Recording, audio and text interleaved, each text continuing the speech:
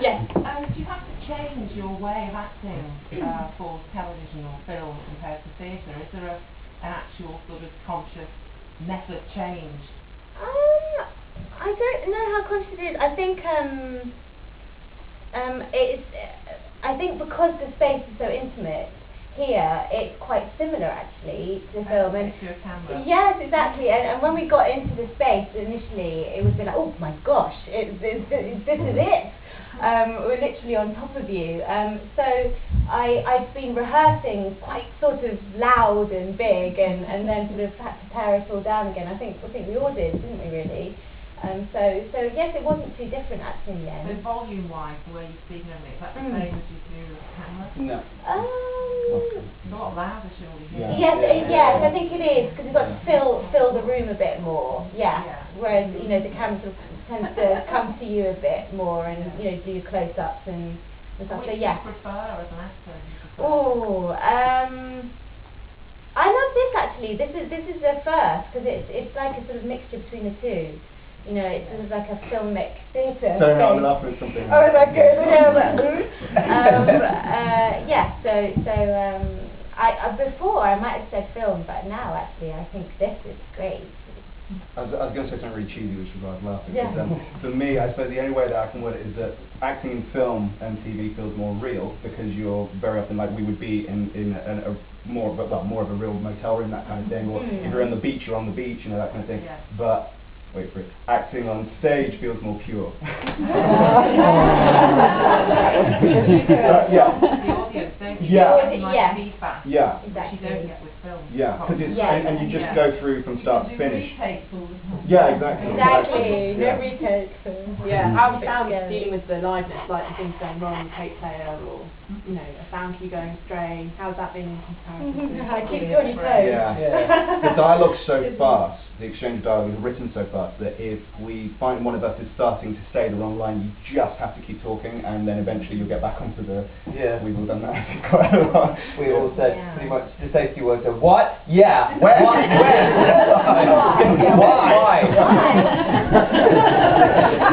The other person will find their way back somehow. Yeah. Great. Any last questions? Do you struggle with accents, or do you find them quite easy as actors? Hopefully we don't struggle. I don't know. Do you think it helps your character, or is it like quite distracting for you?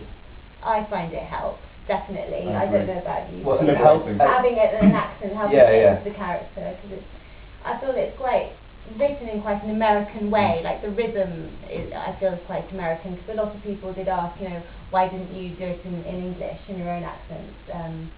But it didn't sound right, did it? No. The rhythm Yeah, you wouldn't be able to. everything. Yeah, high schools and all that doesn't really work, does it? So, Yeah. Mm.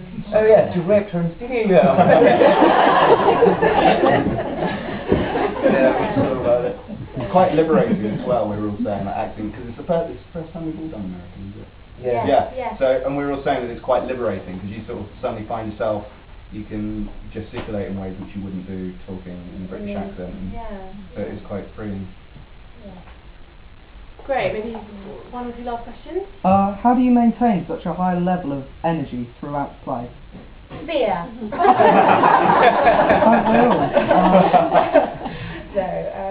Luke is Adrenaline. The adrenaline. And bouncing off each other, and the intensity of the story, what's going on underneath, I think. But you put it a really good way in rehearsal. You said that you said it's like maybe it's Tom, I don't know, maybe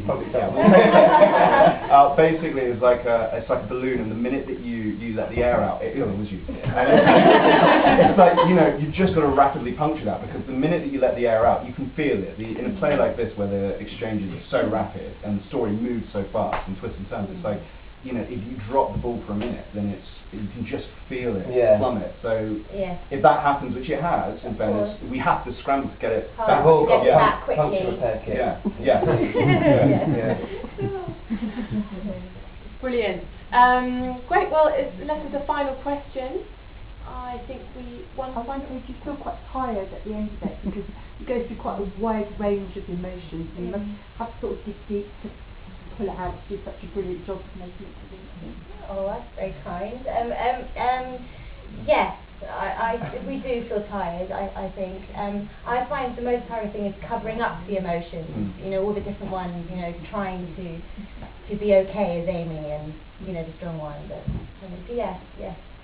And I think all of us have other things, as characters, other things going on in the back of our heads, despite what we're saying or doing, which is quite tiring as well, I think. Just because everyone's got a sort of agenda, I suppose. Like, his is to convince me, mine is to record him, and yours is to say I have not been raped. And have to retain that strength. And it's quite tough. And we've got another show today, so I guess we better let you guys go. Thank you all for coming, and the show is ending next Saturday on the 10th of November, so if you have enjoyed the show, please help us. We're a tiny company and, you know, we have a small marketing budget, so if you've enjoyed the show, please go and tell a friend or family member that might enjoy it as well, and we hope to see them here over the next 10 days. Thanks very much.